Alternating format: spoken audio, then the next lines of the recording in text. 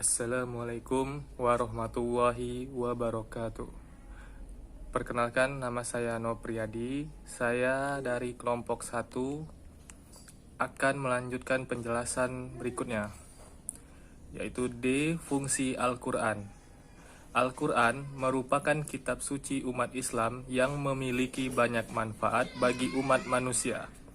Al-Quran diturunkan sebagai petunjuk bagi seluruh manusia melalui malaikat Jibril kepada Nabi Muhammad SAW sebagai Rasul yang dipercaya menerima mukjizat Al-Quran. Nabi Muhammad SAW menjadi penyampai, pengamal, serta penafsir pertama dalam Al-Quran. Fungsi Al-Quran antara lain: yang pertama, Al-Huda. Petunjuk. Di dalam Al-Quran ada 3 posisi Al-Quran yang fungsinya sebagai petunjuk. Al-Quran menjadi petunjuk bagi manusia secara umum, petunjuk bagi orang-orang yang bertakwa, dan petunjuk bagi orang-orang yang beriman. Jadi, Al-Quran tidak hanya menjadi petunjuk bagi umat Islam saja, tapi bagi manusia secara umum. Kandungan Al-Quran memang ada yang bersifat universal, seperti yang berkaitan dengan ilmu pengetahuan, dan itu bisa menjadi petunjuk bagi semua orang, tidak hanya orang yang beriman Islam dan bertakwa saja. 2. Asy-Syifa. Di dalam Al-Quran disebutkan bahwa Al-Quran merupakan obat bagi penyakit yang ada di dalam dada manusia. Penyakit dalam tubuh manusia memang tak hanya berupa penyakit fisik saja, tapi bisa juga penyakit hati. Perasaan manusia tidak selalu tenang, kadang merasa marah, iri, dengki, cemas, dan lain-lain. Seseorang yang membaca Al-Quran dan mengamalkannya dapat terhindar dari berbagai penyakit hati tersebut. Al-Quran memang hanya berupa tulisan saja, tapi dapat memberikan pencerahan bagi setiap orang yang beriman.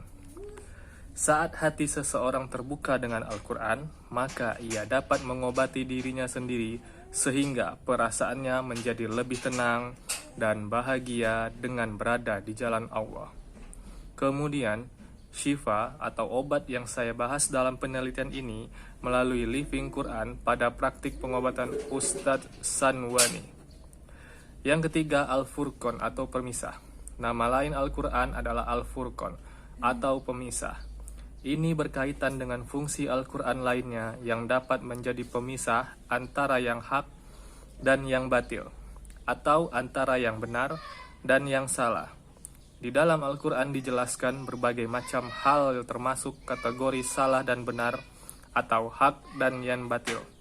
Jadi, jika sudah belajar Al-Quran dengan benar, maka seseorang seharusnya dapat membedakan antara yang benar dan yang salah. Misalnya saja saat mencari keuntungan dengan berdagang. Dijelaskan bahwa tidak benar jika melakukan penipuan dengan mengurangi berat sebuah barang dagangan. Begitu juga dengan berbagai permasalahan lainnya yang bisa diambil, contohnya dari ayat-ayat Al-Quran. Kemudian yang keempat, Al-Mu'izzah atau nasihat. Al-Quran juga berfungsi sebagai pembawa nasihat bagi orang-orang yang bertakwa.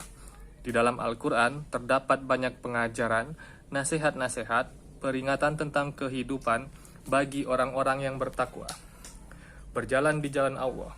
Nasihat yang terdapat di dalam Al-Quran biasanya berkaitan dengan sebuah peristiwa atau kejadian yang bisa dijadikan pelajaran bagi orang-orang di masa sekarang atau masa setelahnya.